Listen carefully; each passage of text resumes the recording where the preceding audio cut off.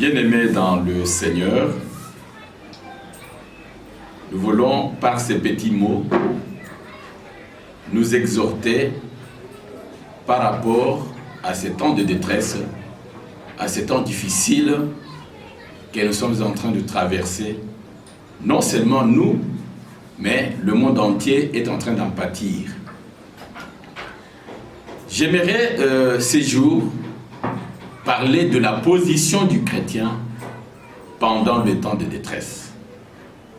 Qu'est-ce que le chrétien est appelé à faire pendant le temps de la détresse? L'Esprit du Seigneur, quand nous lisons 2 Timothée chapitre 3 verset 1, a déjà prédit qu'il y aurait des temps difficiles à la fin de temps. Et le chrétien doit être préparé pour savoir faire face à cela. Quand nous lisons le livre de Luc, au chapitre 21, le verset 36 dit ceci: veillez et priez en tout temps, afin que vous ayez la force d'échapper à toutes les choses qui arriveront.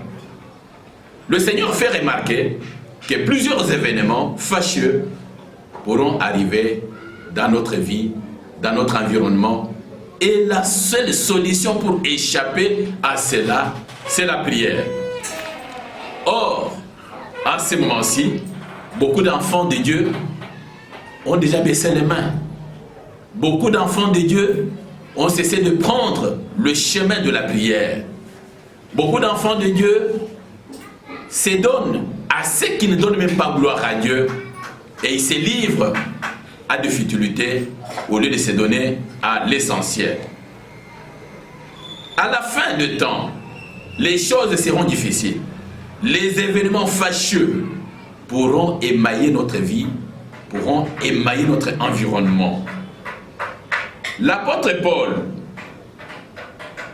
est en train de nous parler de cela dans 2 Timothée chapitre 3 verset 1. C'est que nous qui lisons la Bible, nous qui écoutons la parole de Dieu, nous ne devons pas dire que nous sommes surpris, parce que nous sommes prévenus que les temps difficiles vont venir, les temps difficiles vont arriver, et quelle est la position que nous devons prendre en tant que chrétiens. Le travail que les ministres religieux sont en train de faire tous les jours, c'est préparer le chrétien afin qu'il ait un bagage suffisant et conséquent pour affronter ces choses qui pourraient arriver dans notre vie. Quelque temps, bien avant, dans l'Ancien Testament, le prophète Jérémie, dans son 12e chapitre, verset 5, dit que si vous courez avec les piétons et qu'ils vous fatiguent, que ferez-vous le jour où vous devez courir avec les chevaux? Tout ça, l'Ancien Testament étant l'ombre des choses à venir, le chrétien doit être préparé pour savoir que il aura à faire face à des choses plus compliquées et à des choses complexes qui pourraient arriver dans sa vie. Quand nous lisons le livre des Actes des Apôtres au chapitre 12e, la Bible décrit les temps difficiles qui sont arrivés au moment des apôtres, la persécution qui a survécu au temps des apôtres avec le roi Hérode. Après avoir tué par l'épée Jacques, Hérode a fait arrêter encore l'apôtre Pierre et l'a fait emprisonner. Mais quelle a été la position de l'Église? Quand nous lisons attentivement le chapitre 12, nous voyons qu'il y a eu quelques personnes qui se sont retranchées dans la maison de la mère de Jean-Marc et qui priaient en faveur de Pierre, afin que l'Éternel Dieu du ciel puisse apporter la solution au problème de Pierre. On ne dit pas que tout le monde était réuni.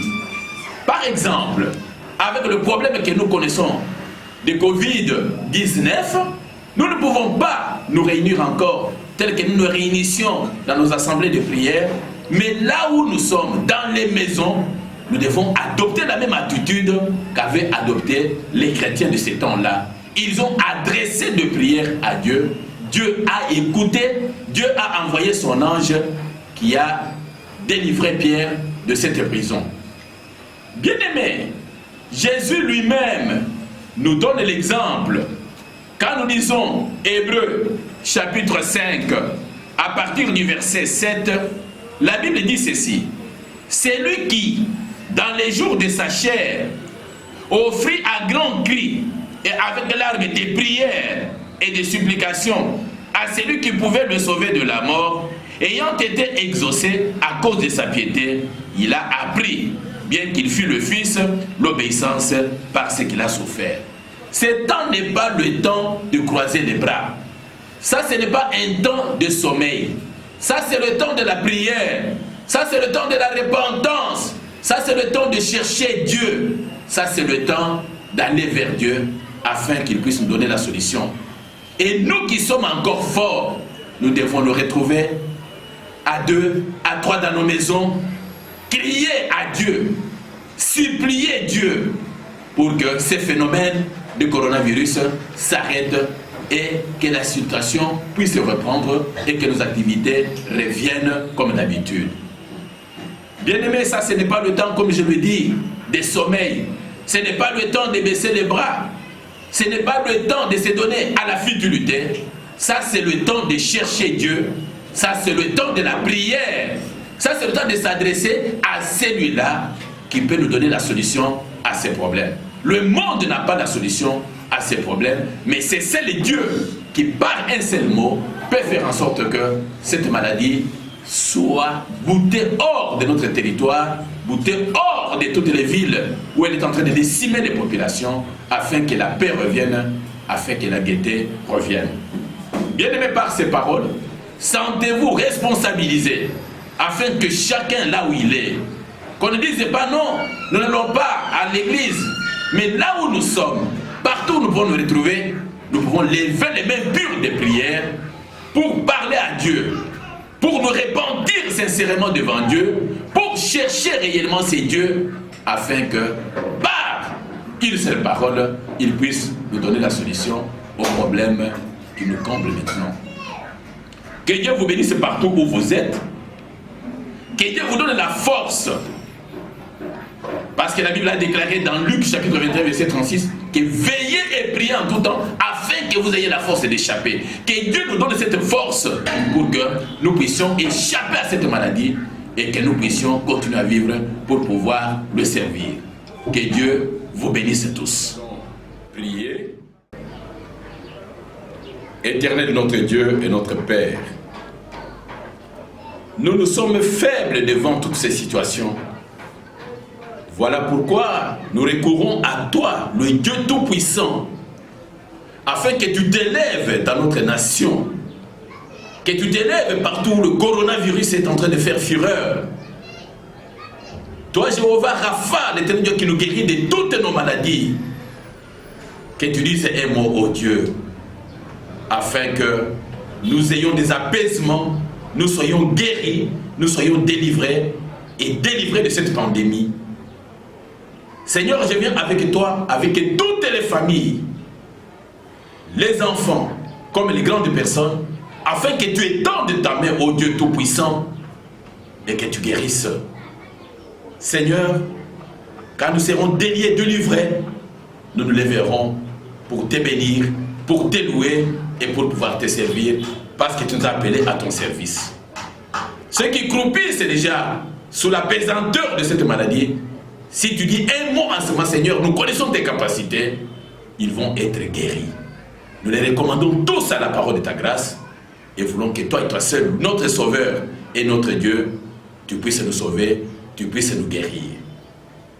Nous te disons merci parce que nous savons que nous avons auprès de toi cette assurance que si nous te demandons quelque chose selon ta volonté, tu le fais. Père, dans la foi, nous acceptons la prière que nous faisons en ce moment. Que tu es le Dieu qui nous délivre, que tu es le Dieu qui nous guérit et que tu es le Dieu qui nous amène la paix. Seigneur, tu es mort pour que nous ayons la vie et que nous l'ayons en abondance. Nous pensons que par cette prière, tu vas donner la vie à ceux-là même qui en ce moment étaient en train même de la perdre. Ceux-là qui couraient le risque de perdre la vie, nous pensons qu'en ce moment, oh Dieu, avec toi, nous allons récupérer cette vie, nous allons vivre pour toi et par toi. Que ton nom soit béni et que ton nom soit glorifié à jamais. Au nom de Jésus, nous avons ainsi prié. Amen.